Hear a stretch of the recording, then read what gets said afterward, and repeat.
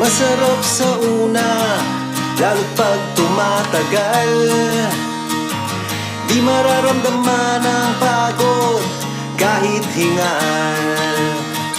Magagandang mga tanawin ang naghihintay sa atin. Huwag ka nang babagal-bagal pa. Sarap magbike, tanggal ang iyong problema. Sarap magbike, tiyak mamamangha ka at magugulat sa makikita ng mata.